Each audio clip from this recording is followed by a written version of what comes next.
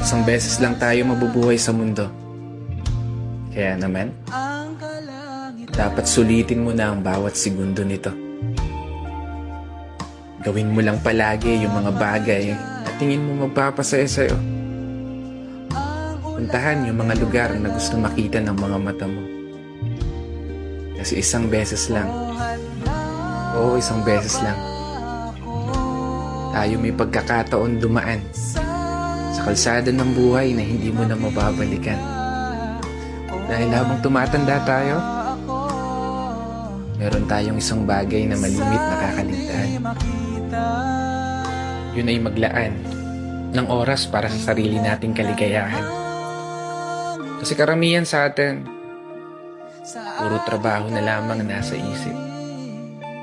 Sa pagtulog na lang dinadaan yung pahinga habang namamasyal sa panaginip.